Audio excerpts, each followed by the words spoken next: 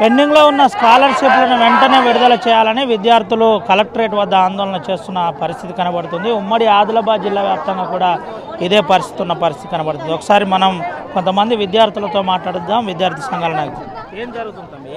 అసలు వాస్తవానికి తెలంగాణ రాష్ట్ర వ్యాప్తంగా చూసుకుంటే యూఎస్ఎఫ్ఐ ఆధ్వర్యంలో తెలంగాణ రాష్ట్ర వ్యాప్తంగా 33 జిల్లాలకు సంబంధించినటువంటి మేము ఉద్యమం చేయబోతున్నాం. ఎందుకనంటే ఈ రాష్ట్రంలో 8,516 కోట్ల రూపాయలు పెండింగ్లో ఉన్నాయి. వాస్తవానికి ఈ విద్యార్థుల ఆవేదన కూడా మేము దాదాపు 4 సంవత్సరాల నుంచి గత 4 సంవత్సరాల నుంచి ఉద్యమాలు చేసినప్పటికీ ఈ ప్రభుత్వం ఇప్పటి వరకు ఆలోచించడం లేదు.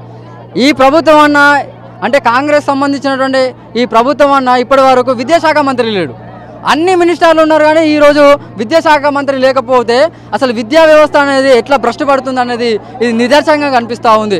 ఎందుకంటే మీరు చూడండి, భాషలో ఉన్నటువంటి త్రిబుల్8లో కూడా మన రీసెంట్గా చూసుకుంటే అమ్మాయిలు చనిపోవడం కావచ్చు, అక్కడ ఉన్నటువంటి అబ్బాయిలు చనిపోవడం కావచ్చు, ఇక్కడ నాణ్యమైనటువంటి విద్య అనేది ఈ రోజున కనిపిస్తా లేదు.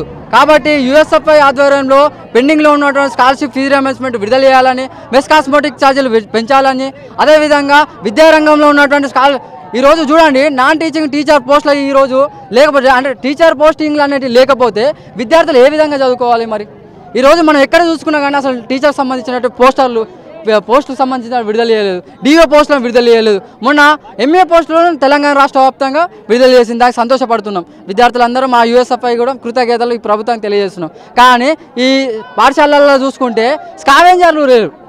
ఈ రాష్ట్రంలో చూసుకుంటే స్కావెంజర్ల పరిస్థితి లేదు. విద్యారంగ సమస్యలు ఈ ప్రభుత్వం పరిష్కరించేంత వరకు మేము పోరాటం చేస్తాం. ఇది విద్యార్థుల ఆవేదన వ్యక్తం చేస్తున్నాం కాబట్టి పరిష్కరించాలని చెప్పేసి కోరుతున్నాం.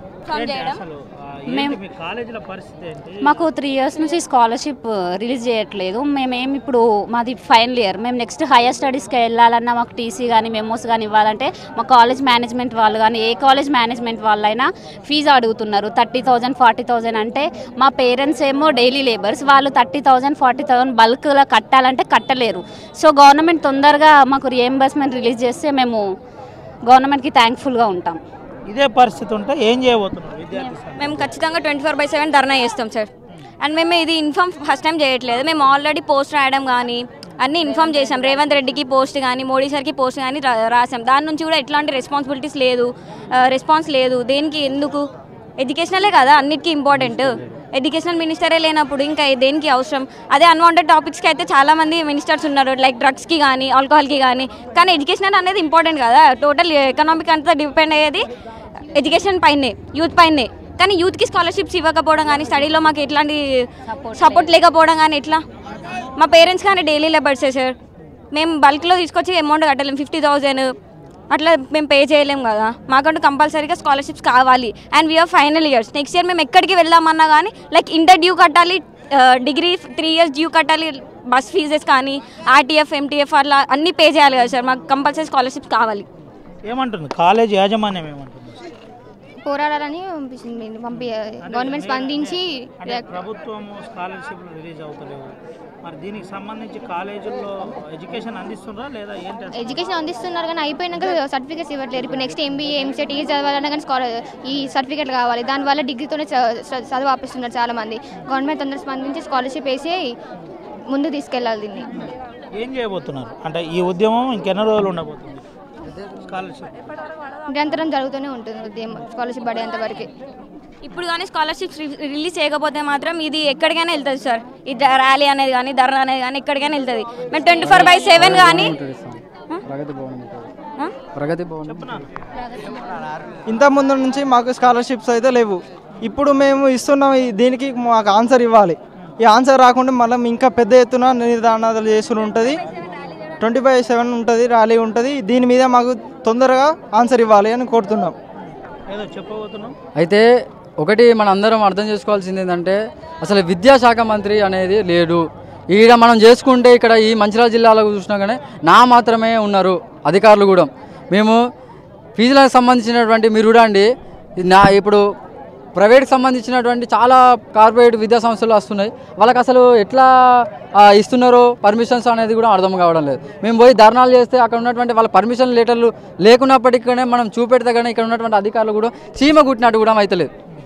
అంటే జిల్లాలో కాలేజీల పరిస్థితి ఎట్లుంది, ఎడ్యుకేషన్ పరిస్థితి ఎట్లుంది, నిజంగానే స్కాలర్షిప్ ఇవ్వకపోవడంతో ఇబ్బంది కలుగుతుందా?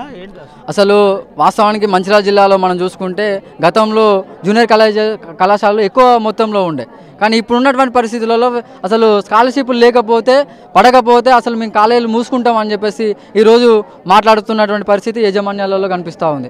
అటు చూసుకుంటే విద్యార్థుల ఆవేదన ఏంటంటే మా చదువులు అయిపోయిన తర్వాత కూడా అసలు ఈ స్కాలర్షిప్లు పడకపోతే మేము 20,000, 30,000, 40,000 కట్టాల్సినటువంటి పరిస్థితి కనిపిస్తుంది. కాబట్టి మాకు పెండింగ్లో ఉన్నటువంటి స్కాలర్షిప్లు విడుదలైతే వాళ్ళు మంచి చదువులు, ఉన్నతమైనటువంటి చదువులు చదువుకోవడానికి ఆస్కారం అనేది విద్యార్థులు ఉంటారు.